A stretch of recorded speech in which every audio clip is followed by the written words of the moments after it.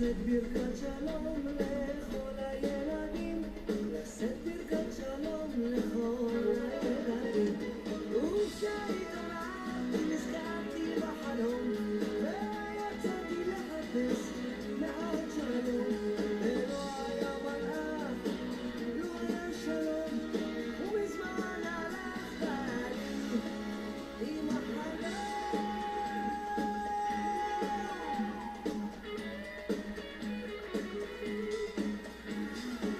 אלוקים שלי, רציתי שתדע, חלום שחלמתי הלילה במיטה, ובחלום ראיתי מלאך עם צולות הים עלה, ואמר לי כך, באתי מן המים מצולות הים, לשאת ברכת שלום לילדי כל העולם, לשאת ברכת שלום לילדי כל העולם. וכשהתעוררתי נזכרתי בחלום, ויצאתי לחפש מעט שלום, ולא היה מלאך, לא היה שלום, ואת הבשורה לקח בני עם החלום.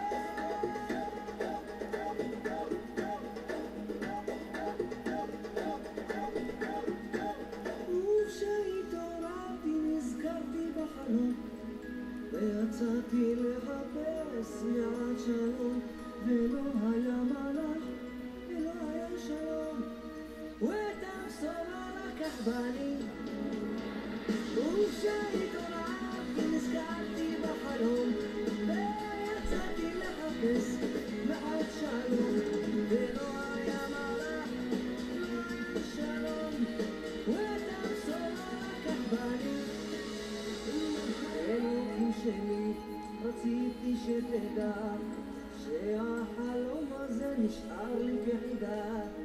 אלוקים שלי, רציתי שתדע, על החלום שלי רציתי שתדע.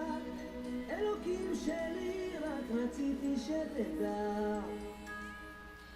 Shabbat Shalom, quem fala aqui é Orhana Bapia. Hoje nós estamos fazendo o estudo da Parashá Vayeshev. Tá? Vayeshev, que quer dizer e habitou. Vou começar a Parashá de hoje fazendo a leitura de Tehillim, Salmos, capítulo 112, que diz o seguinte: Aleluia! Bem-aventurado o homem que teme ao Eterno e se compraz dos seus mandamentos. A sua descendência será poderosa na terra, será abençoada a geração dos justos. Na sua casa há prosperidade e riqueza, e a sua justiça permanece para sempre. Ao justo nasce luz nas trevas, ele é benigno, misericordioso e justo. Ditoso o homem que se compadece e empresta, ele defenderá a sua causa em juízo. Não será jamais abalado, será tido em memória eterna. Não se atemoriza de más notícias, o seu coração é firme, confiante no Eterno. O seu coração bem firmado não teme até ver cumprido nos seus adversários o seu desejo. Distribui, dá aos pobres, a sua justiça permanece para sempre, e o seu poder se exaltará em glória. O perverso vê isso e se enraivece, range os dentes e se consome. O desejo dos perversos perecerá. Agora eu vou fazer a leitura da Torá, e a proporção que eu for fazendo a leitura eu vou comentando. E habitou Jacó na terra das peregrinações de seu pai, na terra de Canaã. Esta é a história de Jacó. Tendo José 17 anos, apacentava os rebanhos com seus irmãos. Sendo ainda jovem, acompanhava os filhos de Bilhá e os filhos de Zilpa, mulheres de seu pai, e trazia mais notícias deles a seu pai. Ora, Israel amava mais a José do que a todos os seus filhos, porque era filho de sua velhice, e fez-lhe uma túnica talar de mangas compridas. Vendo, pois, seus irmãos que o pai o amava mais que a todos os outros filhos, odiaram-no e já não lhe podiam falar pacificamente. Teve José um sonho e o relatou a seus irmãos, por isso o odiavam ainda mais. Pois lhe disse: Rogo-vos, ouvi este sonho que tive. Atávamos feixes no campo, e eis que o meu feixe se levantou e ficou em pé, e os vossos feixes o rodeavam e se inclinavam perante o meu. Então lhe disseram seus irmãos: reinarás com efeito sobre nós, e sobre nós dominarás realmente? Com isso, tanto mais o odiavam por causa dos seus sonhos e de suas palavras. Teve ainda outro sonho e referiu a seus irmãos, dizendo: sonhei também que o sol, a lua e 11 estrelas se inclinavam perante mim. Contando ao seu pai e a seus irmãos, repreendeu o pai e lhe disse: que sonho é este que tivesse? Acaso viremos eu, tua mãe e teus irmãos inclinar-nos perante ti em terra? Seus irmãos lhe tinham ciúmes, o pai, no entanto, considerava o caso consigo mesmo. Bom, vamos parar por aqui e fazer os comentários do versículo 11 para trás. Tá? Primeiro, aqui diz aqui que José ele tinha 17 anos, apacentava os rebanhos com seus irmãos, sendo ainda jovem, acompanhava os filhos de Bila e Zilpa, mulheres de seu pai, e trazia más notícias deles a seu pai. Vamos levar em conta aqui, primeiro ponto, tá? Que a gente deve lembrar. Nessa época aqui, Raquel já tinha falecido, tá? Ela morreu na ocasião do nascimento de Benjamim, ela teve trabalho em seu parto, não resistiu e faleceu. E essas más notícias, né, que o José ele vinha trazendo a seu pai no Targum. Deixa eu ver se eu estou com o Targum aqui aberto. Tá aberto. Deixa eu colocar aqui a tradução. Não sei se eu vou conseguir traduzir de novo. A questão é que a notícia que o José trazia, de acordo com o Targum, é que vê os irmãos a comer carne que havia sido dilacerada pelas feras, orelhas e rabos. E veio e contou isso a seu pai. Né?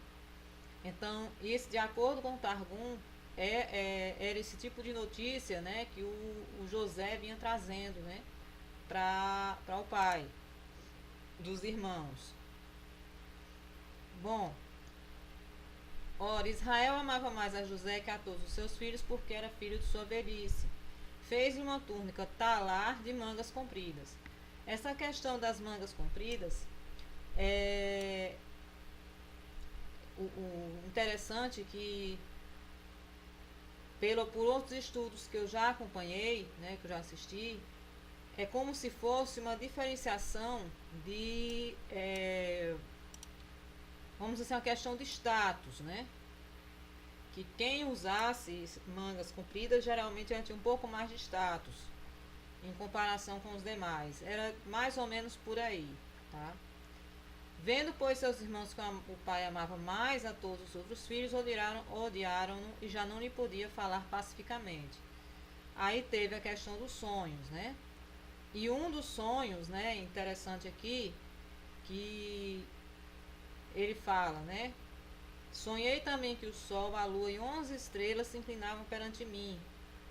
Aí, contando o pai e seus irmãos, repreendeu o pai e lhe disse: que sonho é este que tiveste? Acaso viremos eu, tua mãe, teus irmãos, a inclinar-nos perante ti em terra? Primeiro, nessa interpretação que o próprio Jacó fez, ele citou a mãe dele. Só que a mãe dele, nessa ocasião, como eu já tinha citado antes, ela já estava falecida, né?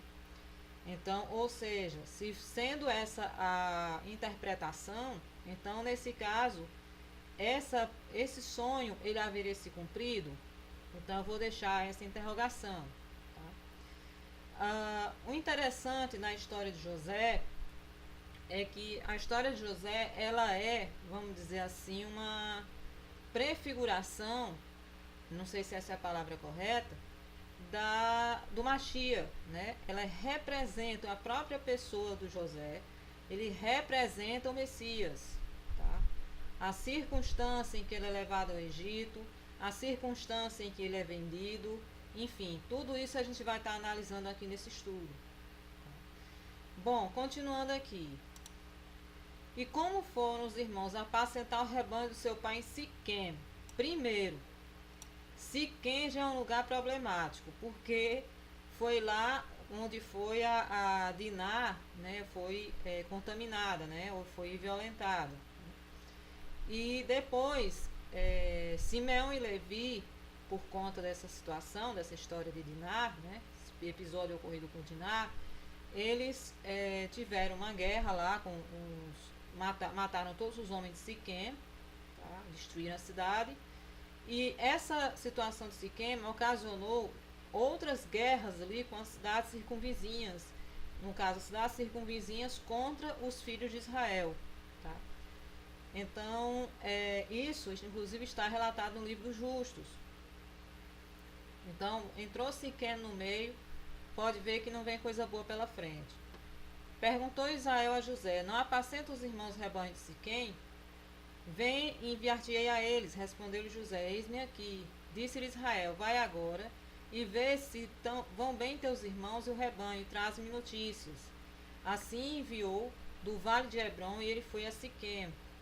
E um homem encontrou a José, que andava errante pelo caminho, e lhe perguntou: que procuras? Respondeu: procuro meus irmãos. Disse-lhe: onde apacentam eles o rebanho? Disse-lhe o homem: foram-se daqui, pois ouviu dizer: vamos a Dotã. Então seguiu José atrás dos irmãos e os achou em Dotã. Tá. Antes de prosseguir nesse versículo 17, isso aqui está relacionado no Targum. Ele fala sobre a questão que foi justamente nesse dia em que José foi vendido, né, que a história da venda de José ocorre mais adiante. Nesse dia foi o dia em que o Egito começou a escravizar pessoas, que até então isso não ocorria. Isso está no Targum, eu vou mostrar aqui, tá? Deixa eu ver se eu acho aqui. Aqui, ó. E seus irmãos foram para alimentar o rebanho de seu pai em Siquém. E foi na época dos dias que Israel disse a José: não os teus irmãos apacentam em Siquém, ou em Siquém, mas temo que os Rivai venham feri-los, porque feriram Ramor. Siquém, os habitantes da cidade: vem agora, eu te enviarei a eles. E ele disse: eis-me. E ele disse: vai, venha o bem-estar de vossos irmãos e o bem-estar do rebanho, e faz-me voltar a palavra ao profundo conselho. Mas ele o enviou de acordo com o profundo conselho que foi dito a Abraão e Hebrom, porque naquele dia começou a catividade em Misraim. Então, ou seja, até aquele momento ali, não havia questão de escravidão no Egito. Começou naquele dia, tá? O mesmo dia em que José foi vendido, tá, como escravo.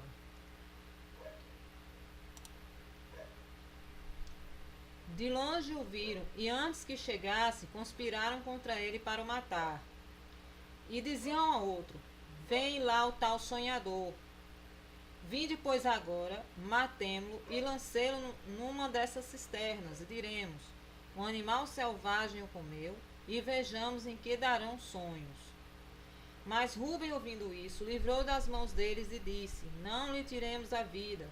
Também lhes disse Rúben: não derrameis sangue, lançai-o nessa cisterna que está no deserto, e não ponha as mãos sobre ele. Isto disse para o livrar deles, a fim de o restituir ao pai. Mas logo que chegou José a seus irmãos, despiram-no da túnica, a túnica talar de mangas compridas que trazia. E tomando, lançaram na cisterna vazia, sem água. Ora, sentando-se para comer pão, olharam e viram uma caravana de ismaelitas vinha de Gileade.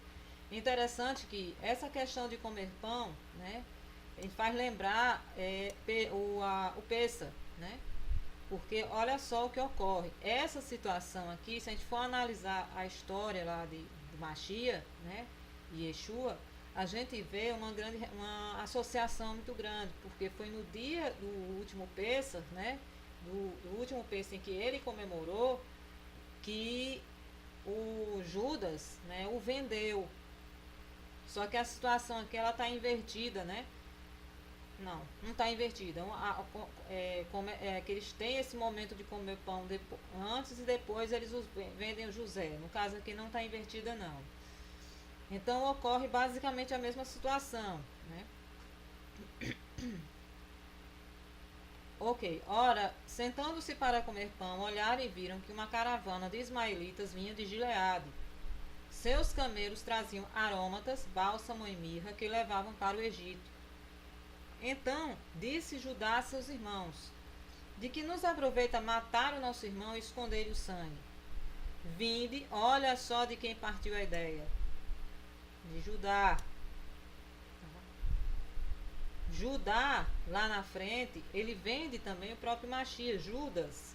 Tá? O nome de Judas, originalmente, é também Yehudá. É o mesmo nome do irmão de José, né? Que é Judá também.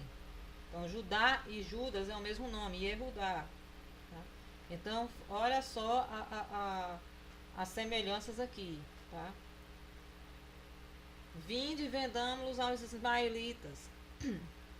Não ponhamos sobre ele a mão, pois é nosso irmão e nossa carne. Seus irmãos concordaram. E passando os mercadores midianitas, esses midianitas aqui surgem primeiro na história, né? Os irmãos de José o alçaram, tiraram da cisterna e o venderam por 20 ciclos de prata aos ismaelitas e levaram José ao Egito. Bom, aqui eles viram primeiro os ismaelitas, tá? E quando os midianitas passaram, né? Aqui diz que os irmãos de José tiraram da cisterna e venderam aos ismaelitas, né? Então, o que midianitas está fazendo aqui na história? No livro dos justos, eu estou aqui resumindo, porque já está gravado em outro vídeo, tá? Eu até sugiro que assista a série do livro dos justos, que está no canal, no meu canal Verdade Anunciada, tem uma série, inclusive a série é referente a essa paraxá, tá? Que explica essa questão dos midianitas, né? Eles apareceram, esses midianitas lá, né? Eles estavam com sede, se aproximaram do poço com a intenção de tirar água e chegaram lá e tiraram José de lá de dentro. E eles iam levar José embora. E tiveram lá uma contenda lá com os outros irmãos e culminou os midianitas comprando o José da mão dos irmãos. Só que depois eles se arrependeram de terem feito a compra, porque pensaram assim, pela feição de José, por José ter uma feição muito bonita, eles ficou com receio de que José fosse, tivesse sido roubado de algum lugar e vendido. Então, para não cair problema sobre eles, eles acabaram vendendo pelo mesmo valor que eles compraram, né, os 20 ciclos de prata, eles venderam aos ismaelitas. Então, saiu de uma coisa pela outra, tá? De uma certa forma, acabou sendo, os irmãos, eles acabaram vendendo aos ismaelitas, só passaram pelos midianitas primeiro, né? E os ismaelitas levaram para o Egito. Bom, vamos ver aqui na gematria.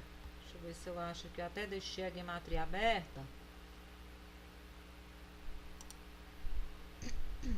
O número 20, ver o significado do número 20 na gematria.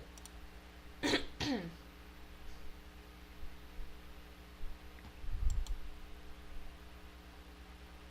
ver aqui, traduzir. Ok, vamos lá, né? Aqui é a letra Kof, né? A letra Kaf. Curvado ou com mão, palma, punho.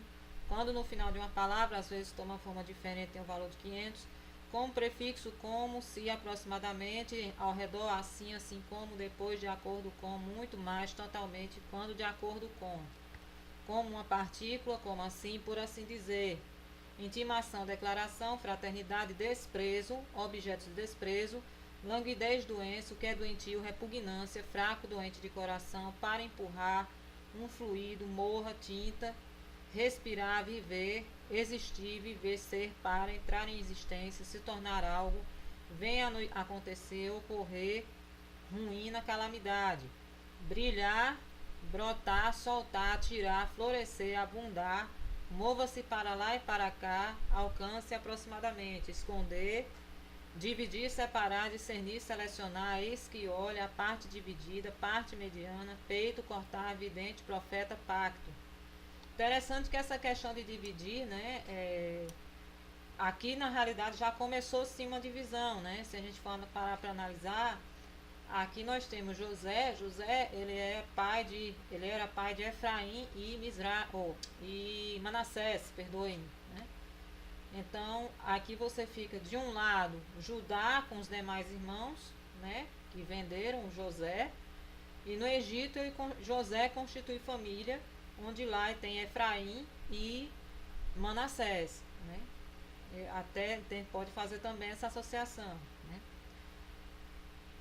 Separar, discernir, selecionar, eis que olha a parte dividida, parte mediana, peito, cortar, vidente, profeta, pacto, para varrer a sujeira, enrolar, ligar, girar, a mão, a letra I, de poder, força, socorro, um tapa ou golpe, o lado, a beira, o espaço, o lugar, um pilar monumental, amoroso, o grito de batalha. Então, a gente pode, nós voltando aqui, né? Então a gente vê essa questão dos 20, do número 20, né? Associado com divisão, né? Que realmente surge uma divisão aqui. Os dois só vão se unir lá na frente quando acontece o período de fome, né? E eles vão para o Egito, né? Lá eles ficam lá durante o período de tempo e depois eles saem pelo braço forte de Moshe. Mas isso aí já é uma outra história, tá? Tendo Rubem voltado à cisterna, eis que José não estava nela. Então rasgou as vestes e voltando a seus irmãos disse: não está lá o menino, e eu para onde irei? Bom, vou só marcar aqui que eu quero mostrar no livro dos justos uma coisa muito interessante que eu encontrei aqui sobre a questão da venda de José, né?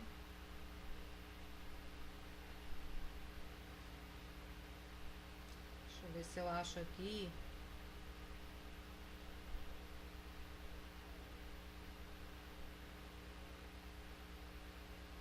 Bom, como eu já tinha mencionado, o José ele foi vendido pelos irmãos aos midianitas por 20 ciclos de prata, né? E os midianitas, né, se livraram logo, né, com medo de ter problemas, venderam José aos ismaelitas pelo mesmo valor, para recuperar o dinheiro que eles haviam gasto, né? E ao chegar no Egito, os ismaelitas, eles venderam por um valor mais alto. Deixa eu ver se eu encontro aqui, que eu achei muito interessante falar também sobre isso. Deixa eu ver se eu acho aqui.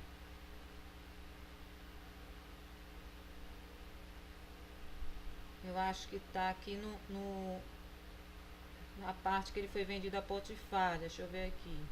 E os filhos de Ismael, que compraram José aos midianitas, que o tinham comprado seus irmãos, foram para o Egito com José, e quando chegaram ao Egito, se encontraram com 4 homens dos filhos de Medã, né? Filho de Abraão, que tinha saído da terra do Egito em sua jornada. E os ismaelitas disseram: vocês desejam comprar este escravo?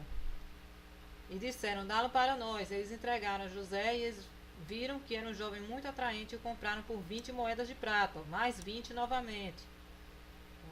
Então saíram passando de mão em mão por 20 moedas, até chegar nas mãos de Potifar, né?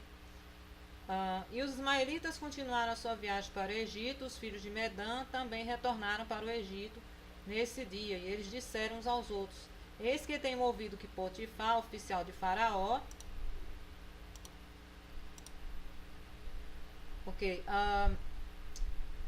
ficaram sabendo que Potifar, né, oficial de Faraó, capitão da guarda, procura um bom servo que poderá assistir diante dele para atender e fazer o mordomo de sua casa e tudo que lhe pertence.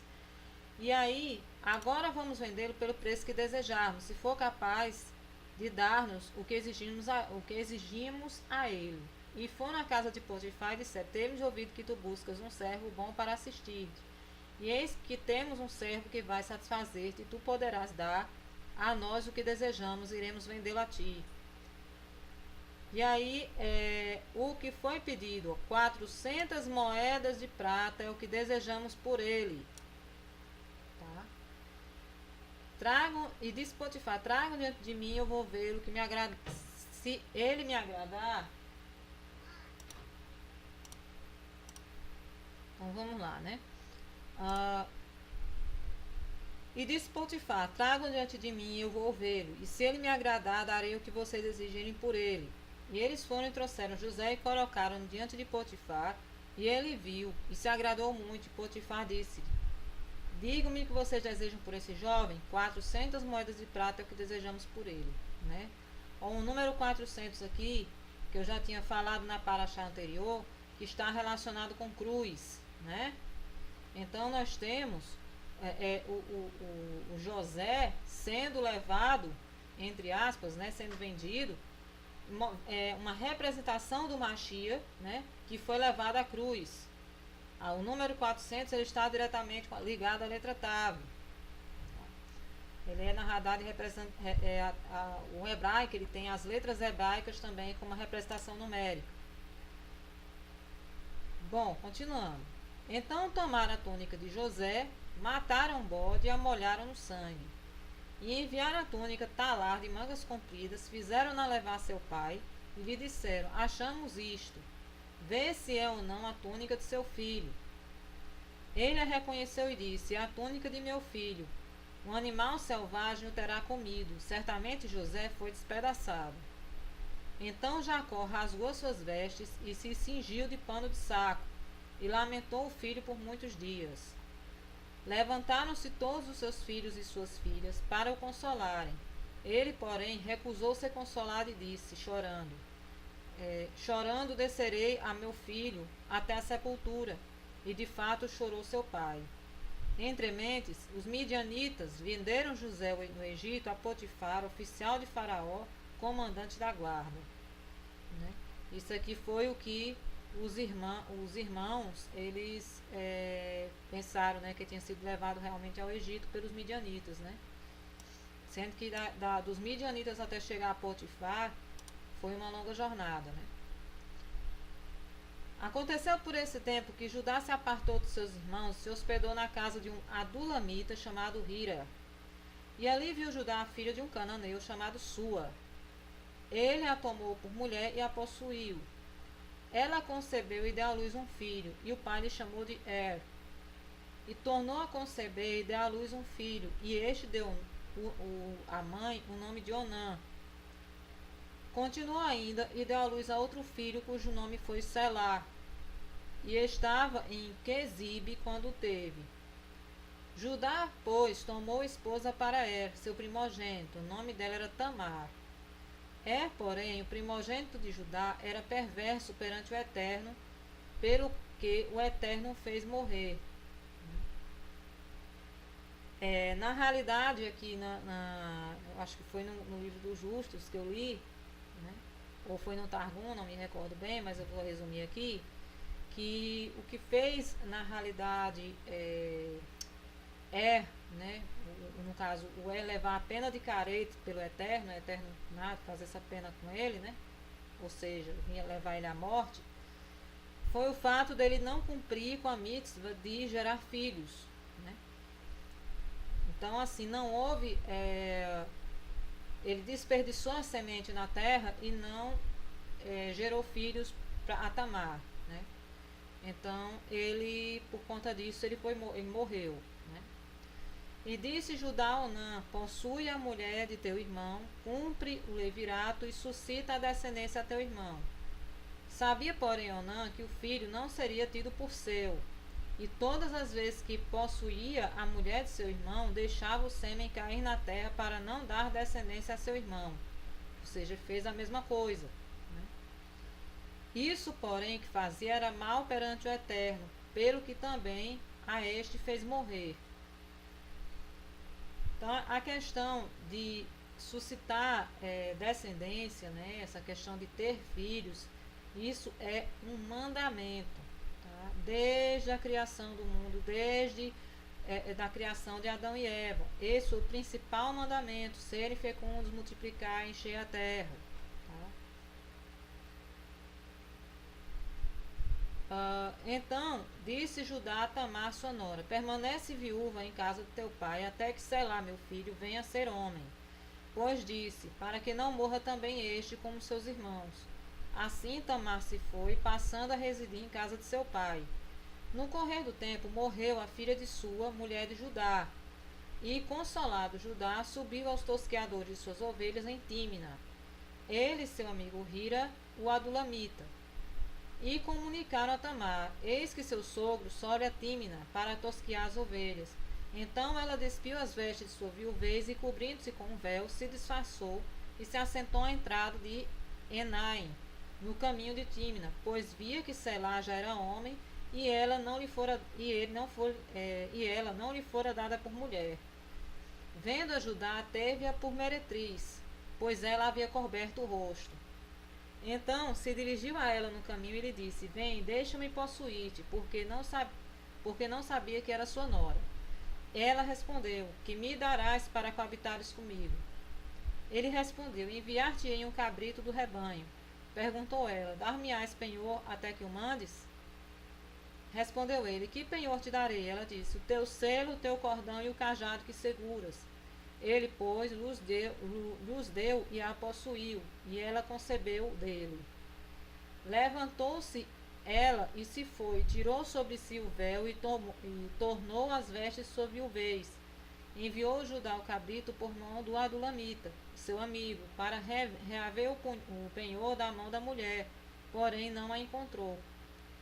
Então perguntou aos homens daquele lugar: onde está a prostituta cultual que se achava junto ao caminho de Enaim? Responderam: aqui não esteve meretriz nenhuma. Tendo voltado a Judá, disse: não a encontrei. E também os homens do lugar me disseram: aqui não esteve prostituta cultual nenhuma. Respondeu Judá: que ela o guarde para si, para que não nos tornemos em opróbrio. Mandei-lhe com efeito o cabrito, todavia não achaste. Passados quase 3 meses, foi dito a Judá: Tamar, sua nora, adulterou, pois está grávida. Por que ela adulterou se ela era viúva? Ela era prometida a casamento a Selá, né? Ela só poderia, vamos dizer assim, se casar novamente com uma outra pessoa, não sendo, vamos dizer assim, parente próximo, se ela tivesse um tipo de carta de divórcio. Como ela não tinha, ela foi considerada adúltera, tá? Então disse Judá: tirai-a fora para que seja queimada. Em tirando-a, mandou ela dizer a seu sogro: do homem de quem são estas coisas eu concebi. E disse mais: reconhece de quem este selo, este cordão e este cajado?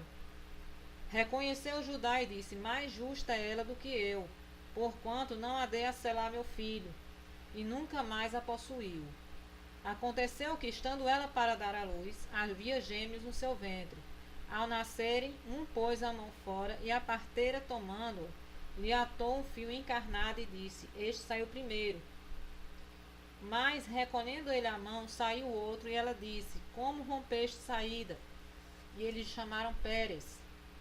Depois lhe saiu o irmão, em cuja mão esteve o fio encarnado, e lhe chamaram de Zerá.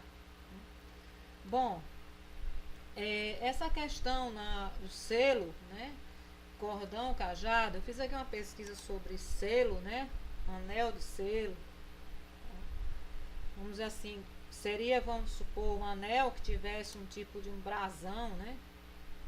Não vou dizer que não é esse aqui, mas seria um anel que tivesse um brasão, alguma coisa que identificasse que era pertencente exclusivamente àquela pessoa, né? Então imagine, vamos supor, se ela realmente, né, ela não tivesse a intenção de fazer justiça, e sim simplesmente causar um escândalo na família, só bastava ela usar os objetos como escândalo, mas não foi esse o propósito dela. Na realidade, o que ela queria era se livrar de um julgamento, tá? Só que na realidade quem estava fazendo justiça era ela própria, porque o Judá, ele estava com esse débito com ela, ele tinha que entregar o filho para o Shelá, né, para se casar com ela.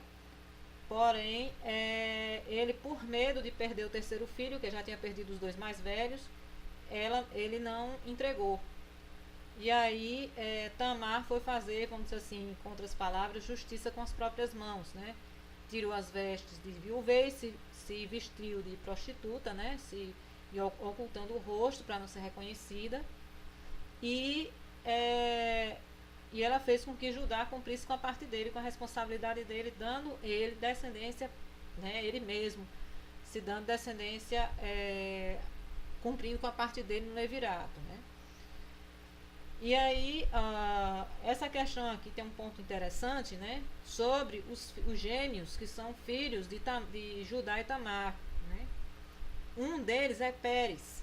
Então, eu vou aqui recorrer a... Deixa eu ver se eu acho aqui. Mateus 1, que é a genealogia do Machia, né? Não sei se eu vou conseguir abrir aqui agora. Não estou conseguindo abrir aqui, que a internet está fora do ar. Mas em Mateus capítulo 1, ele diz, na genealogia do Messias, ele fala que dos descendentes de Pérez, né, veio o Machia. E toda a descendência, ele está dentro da genealogia. Tá? Deixa eu ver aqui, cadê? Pérez. Né? Continuando a história de José. José foi levado ao Egito e Potifar, oficial de Faraó, comandante da guarda egípcio, comprou dos ismaelitas que o tinham levado para lá. E o Eterno era com José, que veio a ser homem próspero, e estava na casa de seu senhor egípcio. Vendo Potifar que o Eterno era com ele, e que tudo o que ele fazia o Eterno prosperava em suas mãos, logrou José mercê perante ele, a quem servia, e ele o pôs por mordomo de sua casa e lhe passou as mãos de tudo que tinha. E desde que fizera mordomo de sua casa, sobre tudo o que tinha, o Eterno abençoou a casa do egípcio por amor a José. E a bênção do Eterno estava sobre tudo o que tinha, tanto em casa como no campo. Potifar, tudo o que tinha, confiou às mãos de José, de maneira que, tendo por mordomo, de nada sabia, além do pão que se alimentava. José era formoso de porte e de aparência. Aconteceu, depois dessas coisas, que a mulher de seu senhor pôs os olhos em José e lhe disse: deita-te comigo. Ele, porém, recusou e disse à mulher de seu senhor: tenho-me por mordomo meu senhor, e não sabe do que há em casa, pois tudo o que tem me passou a ele as minhas mãos. Ele não é maior do que eu nesta casa, e nenhuma coisa me vedou, senão a ti, porque és sua mulher. Como, pois, cometeria eu tamanha maldade e pecaria contra Deus? Falando ela a José todos os dias, ou seja, até mesmo de acordo com o livro dos justos, né? Se eu não me engano, deixa eu ver se encontro até o nome dela, que eu esqueci agora. Zericá. Zericá era o nome da esposa de Potifar, né? E Zericá, ela ficou tentando ele direto. Até mesmo depois que foi preso, ela ainda continuou fazendo de tudo, tentando seduzir ele de todas as formas.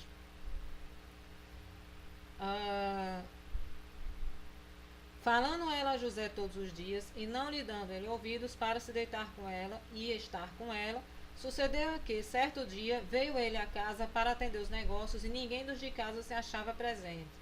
Então ela pegou pelas vestes e lhe disse: deita-te comigo. Ele, porém, deixando as vestes nas mãos dela, saiu fugindo para fora.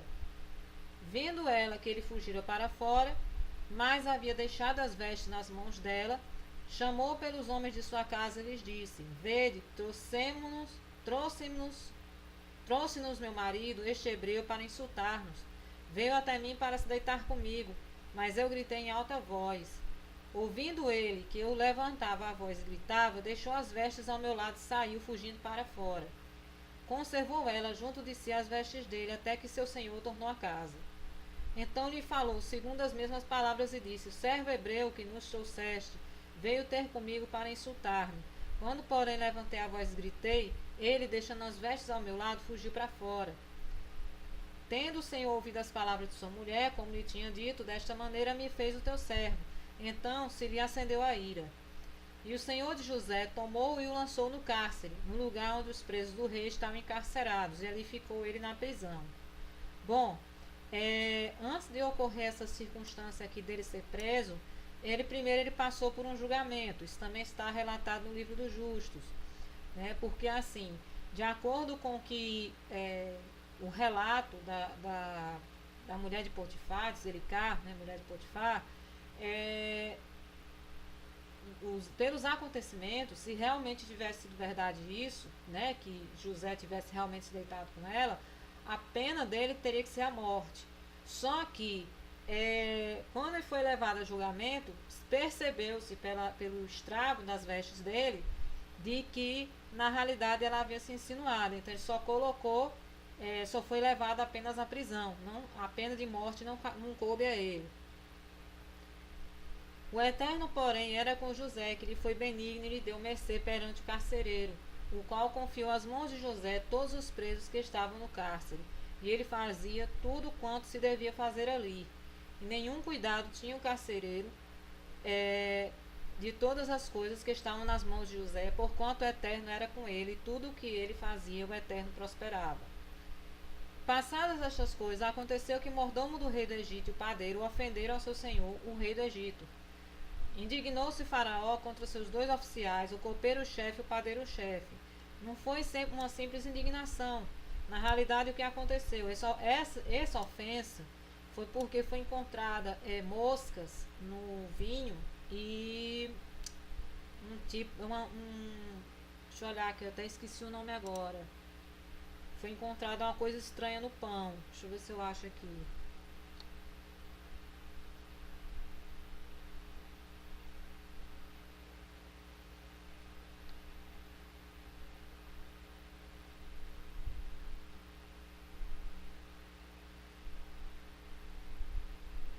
Aqui, quando estavam comendo e bebendo lá, o mordomo e o padeiro permaneceram, e os ministros do faraó encontraram muitas moscas no vinho que tinha trazido o mordomo, e pedras de nitrato foram encontradas no pão da padaria. Então foi esse o motivo da prisão deles. Indignou-se o faraó contra os seus 2 oficiais, copeiro-chefe e padeiro-chefe, mandou detê-los na casa do comandante da guarda, no cárcere onde José estava preso. O comandante da guarda pô-los a cargo de José para que o servisse, e por algum tempo estiveram na prisão. E ambos sonharam cada um seu sonho na mesma noite, cada sonho com a sua própria significação. O copeiro e o padeiro do rei do Egito, que se achavam encarcerados. Vindo José pela manhã, viu-os, e eis que estavam turbados. Então perguntou aos oficiais de Faraó, que com ele estavam no cárcere da casa de seu senhor: por que tendes hoje triste o semblante? Eles responderam: tivemos um sonho, e não há quem o possa interpretar. Disse-lhe José: porventura não pertencem a Deus as interpretações? Contai-me o sonho. Então o copeiro-chefe contou seu sonho a José e lhe disse: em meu sonho havia uma videira perante mim, e na videira 3 ramos. Ao brotar a vide havia flores, e seus cachos produziam uvas maduras. O copo de Faraó estava na minha mão. Tomei as uvas e as espremi no copo de Faraó, e o dei na minha própria mão de Faraó. Então lhes disse José: essa é a sua interpretação. Os 3 ramos são 3 dias. Dentro ainda de 3 dias, Faraó te reabilitará e te reintegrará no teu cargo, e tu lhe darás o copo na própria mão dele, segundo o costume antigo, quando lhe eras copeiro. Porém, lembra-te de mim, quando tudo te correr bem, e rogo-te que sejas bondoso para comigo, e faças menção de mim a Faraó, e me faças sair desta casa. Porque de fato fui roubado da terra dos hebreus, e aqui nada fiz para que me puseste nessa masmorra. Vendo o padeiro-chefe que a interpretação era boa, disse a José: eu também sonhei, e eis que 3 cestos de pão-alvo me estavam sobre a cabeça, e no cesto mais alto havia de todos os manjares de Faraó arte de padeiro, e as aves os comiam do cesto da minha cabeça. E então lhe disse José: a interpretação é esta: os 3 cestos são 3 dias. Dentro ainda de 3 dias, Faraó te tirará fora a cabeça e te pendurará no madeiro. Opa! Pendurará no madeiro. Continuando. E as aves comerão as carnes. Então nós temos aqui novamente algumas representações, né? nós temos o copeiro, né? Ele, na questão relacionada a vinho, são elementos de peça, né? Vinho e pão, né? E eles haviam sido presos, né? Por conta de uma grave ofensa, né? Ou seja, a comida e a bebida, né? O pão e o vinho estavam, vamos dizer assim, contaminados com objetos e insetos, né? E por conta disso, objetos não, nutrientes estranhos e eu tenho até que dar uma olhada no que tipo é esse de nitrato. Deixa eu ver se o meu nome aqui, se eu acho aqui. Pedras de nitrato. Eu teria que dar uma olhada nisso aqui, porque a internet aqui está fora, eu não tenho como ver agora. Mas eu teria que ver que pedras são essas, né? E ou seja, os elementos estavam contaminados, né? E nós temos aqui 3 personagens aqui dentro nesse contexto: o José, né? O padeiro e o copeiro. Inclusive, tem um momento aqui que José, quando ele faz a interpretação do copeiro, ele até pede que o copeiro se lembre dele. E interessante que no Madeira ocorreu a mesma coisa. Pronto, a internet voltou. Deixa eu ver aqui o que são essas pedras de nitrato que é citado aqui. Deixa eu ver aqui. Pedras de nitrato.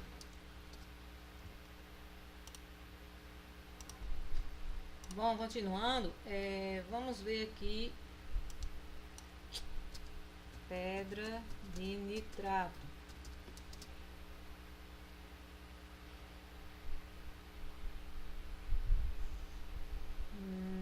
Nitrato. Aqui em imagens a gente não tem como saber, mas vamos ver aqui no Wikipédia.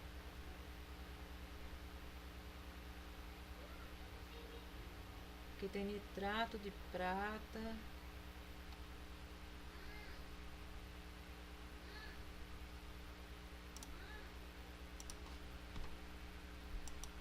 Vamos ver aqui que pedra é essa, né?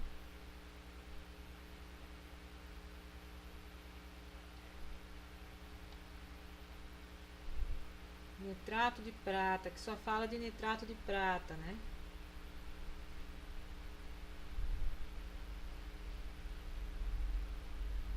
Então, no caso, seria tipo, encontraram pedras no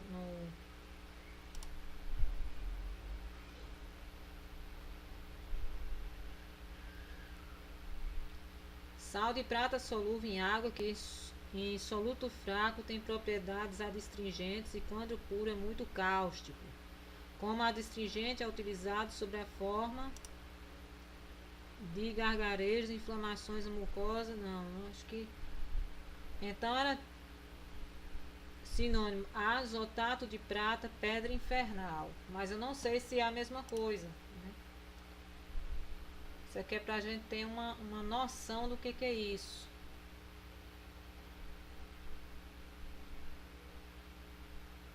Deixa eu ver aqui no Wikipédia para ver o que diz.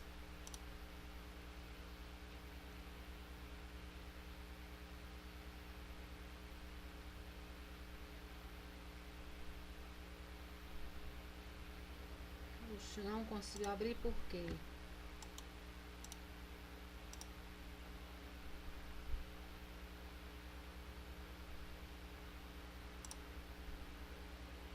Não abri, não entendi por quê, mas tudo bem.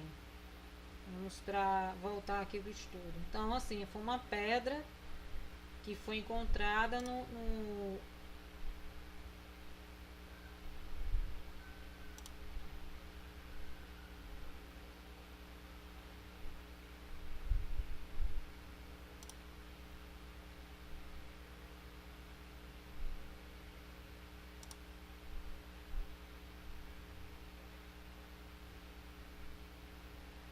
nitrato de prata. Só o que tem aqui é isso. A única coisa que eu encontrei de nitrato foi isso.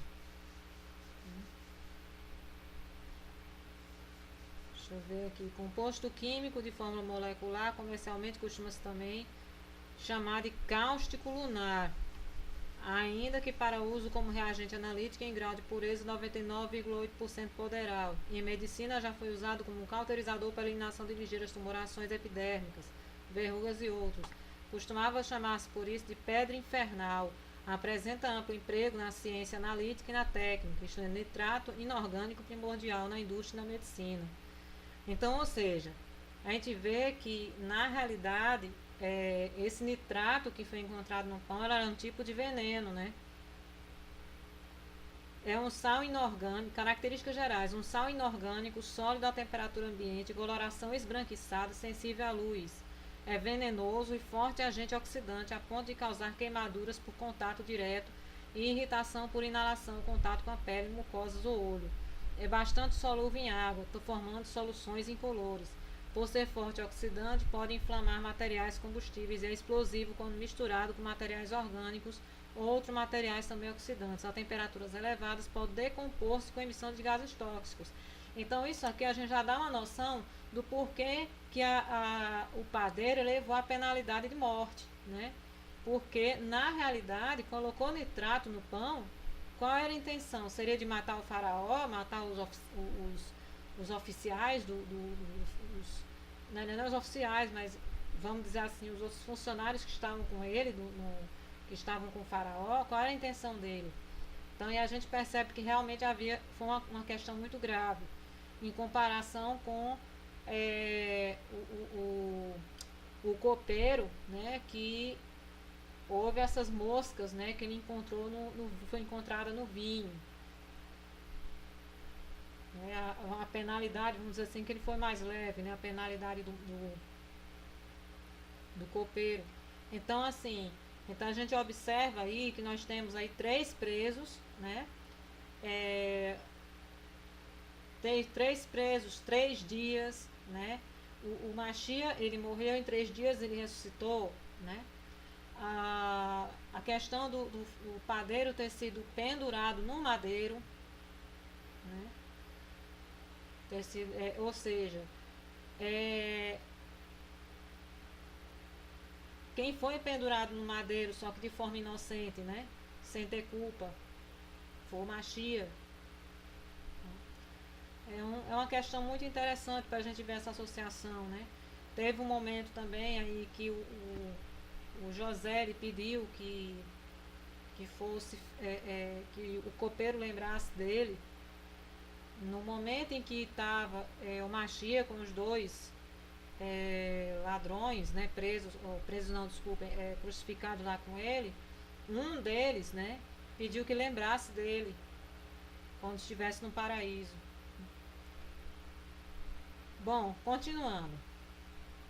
No 3º dia, que era aniversário do nascimento de Faraó, eu não sei se eu li essa outra parte. Ah, sim, interpretação do sonho do padeiro, eu não lembro se eu li toda, mas eu vou voltar só um pouquinho. Vendo o padeiro-chefe que a interpretação era boa, e disse a José: eu também sonhei, e eis que 3 cestos de pão alvo me estavam sobre a cabeça, e no cesto mais alto havia todos os manjares de Faraó, arte de padeiro, e as aves os comiam do cesto da minha cabeça. Então lhe disse José: a interpretação é esta, os 3 cestos são 3 dias. E dentro ainda de 3 dias, o faraó te tirará fora a cabeça e lhe pendurará no madeiro, e as aves te comerão as carnes. No 3º dia, que era aniversário do nascimento de Faraó, deu este um banquete a todos os seus servos, e no meio destes reabilitou o copeiro-chefe e condenou o padeiro-chefe. O copeiro-chefe reintegrou o seu cargo, no qual dava o copo na mão do faraó, mas ao padeiro-chefe enforcou, como José havia interpretado. O copeiro-chefe, todavia, não se lembrou de José, porém dele se esqueceu. E isso aqui encerra a leitura da Torá por hoje, né? Vamos agora para a leitura da Haftará. Se encontra em Amós, capítulo 2, versos 6 a 3, versos 8. Diz o seguinte: assim diz o Eterno: por 3 transgressões de Israel, por 4 não sustarei o castigo, porque Os juízes vendem o justo por dinheiro e condenam o necessitado por causa de um par de sandálias. Suspiram pelo pó da terra sobre a cabeça dos pobres e pervertem o caminho dos mansos. Um homem e seu pai coabitam com a mesma jovem, e assim profanam o meu santo nome. Se deitam ao pé de qualquer altar sobre roupas empenhadas, e na casa do seu Deus bebem o vinho dos que foram multados.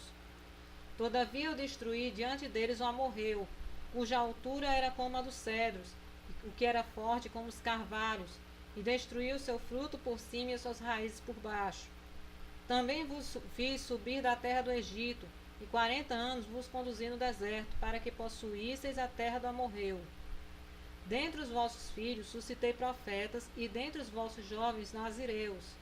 Não é isto assim, filhos de Israel, diz o Eterno. Mas vós, aos nazireus, destes a beber vinho, e aos profetas ordenastes, dizendo, não profetizeis. Eis que farei oscilar a terra debaixo de vós, como oscila um carro carregado de feixes. De nada valerá a fuga ao ágil. O forte não usará a sua força, nem o valente salvará a sua vida. O que maneja o arco não resistirá, nem o ligeiro de pé se livrará, nem tampouco o que vai montado a cavalo salvará a sua vida. E o mais corajoso entre os valentes fugirá nu naquele dia, disse o Eterno. Ouvi a palavra que o Eterno fala contra vós outros, filhos de Israel, contra toda a família que ele fez subir da terra do Egito, dizendo, de todas as famílias da terra, somente a vós outros vos escolhi, portanto eu vos punirei por todas as vossas iniquidades. Andarão dois juntos, se não houver entre eles acordo? Rugirá o leão no bosque, sem que tenha presa? Levantará o leãozinho no covil a sua voz, se nada tiver apanhado? Cairá a ave no laço em terra, se não houver armadilha para ela? Levantar-se-á o laço da terra, sem que tenha apanhado alguma coisa? Tocar-se-á o chofar na cidade, sem que o povo se estremeça? Sucederá algum mal à cidade, sem que o Eterno tenha feito? Certamente o Eterno Deus não fará coisa alguma, sem primeiro revelar o seu segredo aos seus servos, os profetas. Rugiu o leão, quem não temerá? Falou o Eterno Deus, quem não profetizará? E agora, para concluir, vou fazer a leitura da Brit Hadashah, no livro de Atos, capítulo 7, verso 9 a 16. Os patriarcas, invejosos de José, venderam-no para o Egito, mas Deus estava com ele, e livrou de todas as suas aflições, concedendo-lhe também graça e sabedoria perante Faraó, rei do Egito, que o constituiu governador daquela nação e de toda a casa real. Sobreveio, porém, fome em todo o Egito e em Canaã. Houve grande tribulação, e nossos pais não achavam mantimentos. Mas, tendo ouvido Jacó que no Egito havia trigo, enviou pela primeira vez os nossos pais. Na segunda vez, José se fez reconhecer por seus irmãos e tornou conhecida de Faraó a família de José. Então José mandou chamar Jacó seu pai e toda a sua parentela, isto é, 75 pessoas. Jacó desceu ao Egito e ali morreu ele também nossos pais, e foram transportados para Siquém e postos no sepulcro que Abraão ali comprara dinheiro aos filhos de Amor. E aqui já foi uma introdução, que eu diria introdução à próxima paraxá, que é a paraxá Miketz, né? Bom, então eu vou ficando por aqui, né? Vou falar também, né, fazer um breve comentário, umas coisinhas que eu separei aqui também, sobre os nomes dos filhos de Judá, né, que eu esqueci de falar. Deixa eu ver se eu consigo abrir aqui.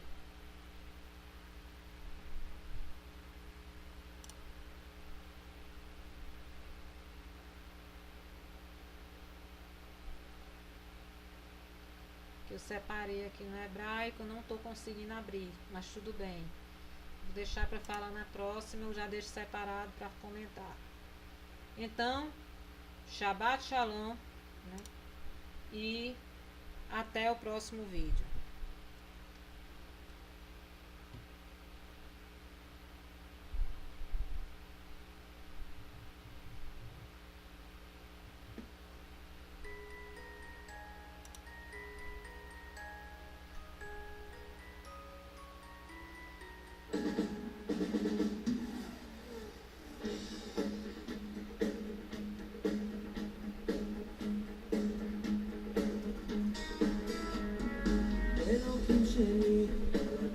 שתדע, חלום שחלמתי בלילה במיטה, ובחלום ראיתי מלאך משמיים בא אליי ואמר לי כך, באתי משמיים, עברתי נדודים, לשאת ברכת שלום לכל הילדים, לשאת ברכת שלום לכל הילדים.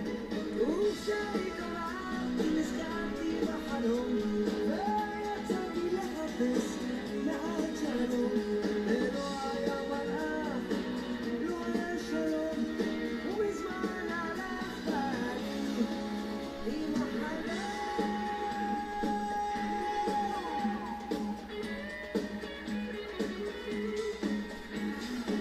אלוקים שלי, רציתי שתדע, חלום שחלמתי הלילה במיטה, ובחלום ראיתי מלאך במצולות הים עלה ואמר לי כך, באתי מן המים ממצולות הים, לשאת ברכת שלום לידי כל העולם, לשאת ברכת שלום לידי כל העולם. וכשהתעוררתי נזכרתי בחלום, ויצאתי לחפש מעט שלום, ולא היה מלאך, לא היה שלום, ואת הבשורה לקח בני עם החלום.